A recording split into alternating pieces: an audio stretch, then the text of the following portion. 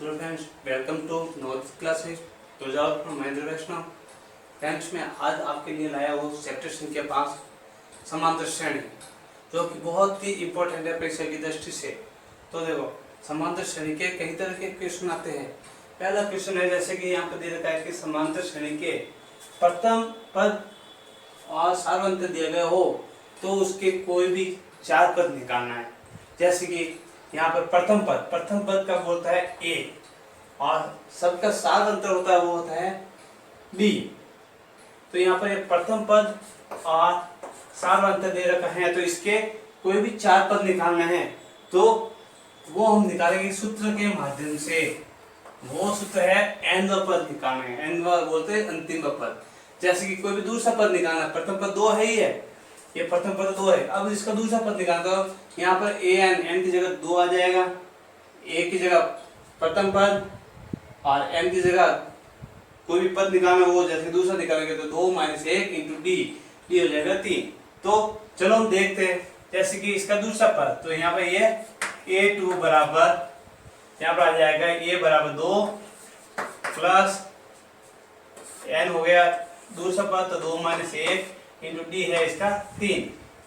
तो ये 2 + 2 - 1 हो जाएगा 1 × 3, यानी कि इसका आंसर आ जाएगा 2 + 3 = 5। ये तो हो गया दूसरा पद। इसी तरह निकालें इसका तीसरा पद, तो a3, तो ये होगा इसका पद 2 का 2 आएगा, 2 आएगा या a की जगह, फिर प्लस यहाँ पर n की जगह आ जाएगा 3 - 1 × 3, सब में सार अंतर है ही है। अब 2 का 2 प्लस 3 - 1 हो जाएगा 2 गुणा ये 3, तो यहाँ हो जाएगा ये 2 + 6 बराबर हो जाएगा 8। तो ये तीसरा पद हो गया इसका 8। इसी तरह a4 यानी चौथा पद आ जाएगा इसका, तो इसी तरह ये 2 प्लस n की जगह आ जाएगा 4 - 1 × सार अंतर हो गया इसका 3। सार अंतर बोलते हैं सभी का अंतर, तो ये होगा इसका 2 + 3 × 3 बराबर 2 + 9 बराबर हो जाएगा 11। इसी तरह अब इसका पूरा ये श्रेणी क्रम लिखेंगे, तो पहला पद तो है ये 2, फिर दूसरा पद हो गया इसका 5, तीसरा पद हो गया 8, चौथा पद हो गया 11। इसी तरह हम ये अगले पद भी बहुत सारे निकाल सकते हैं। तो ये हो गए इसके ये इस प्रश्न जिसमें प्रथम पद और सार्वंत दे रखा है। प्रथम पद हो गए 2 और सार्वंत बोलते सभी का इन सबका अंतर। जैसे कि 5 में से 2 गए 3, 8 में से 3 गए 2, 11 में से 8 गए 3, तो इसमें सब में सार्वंत 3 ही है, तो डी हो गए सार्वंत। तो इस तरह के ये क्वेश्चन है हमारा, ये सॉल्व हो जाता है। नेक्स्ट क्वेश्चन, ऐसे कैसे बहुत सारे क्वेश्चन हमारे आते रहते हैं। जैसे कि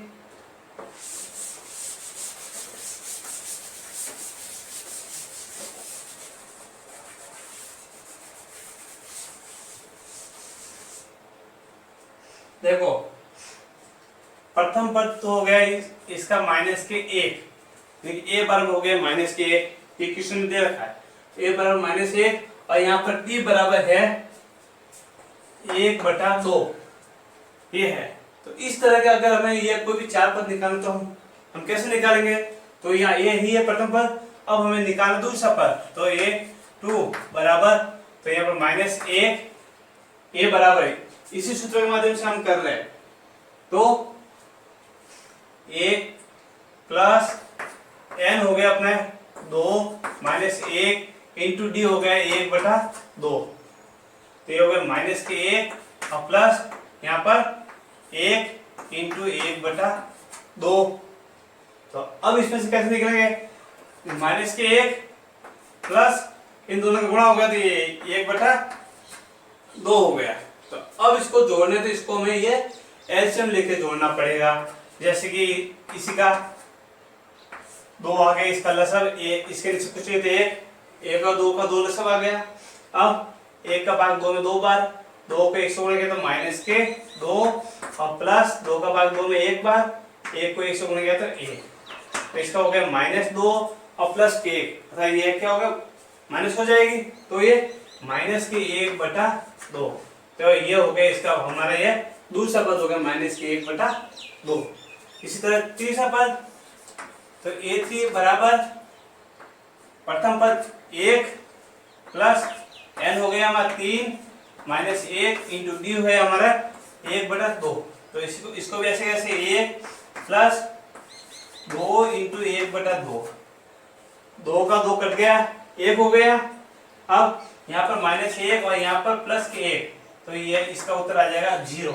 तो ये तीसरा पद हो गया हमारे ये 0। इसी तरह चौथा पद, तो यहाँ पर ये 4 लिखेंगे, इसका भी प्रथम पद माइनस के 1 और n प्लस n है अपना 4, तो 4 माइनस 1 और इंटू डी है 1/2। अब माइनस के 1 प्लस 4 में से 1 गए तो 3 इंटू 1/2। अब ये संख्या कटती नहीं है, तो माइनस के 1 प्लस 3 को 1 से गुणेंगे 3/2। अब वो वापस ये भिन्न वाली जोड़ बाकी हो जाएगी, तो इसका लसब लेके 2। अब माइनस के 2 और 2 का भाग 2 में 1 बार, 1 को 3 से गुणा 3, उत्तर आ जाएगा 1/2। तो ये हो गया चौथा पद।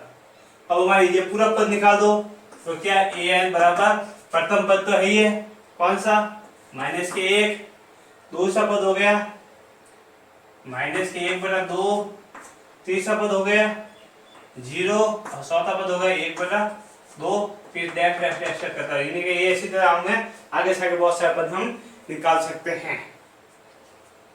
तो ऐसे कैसे क्वेश्चन बहुत सारे आते रहते हैं, वापस आप देख लो आराम से।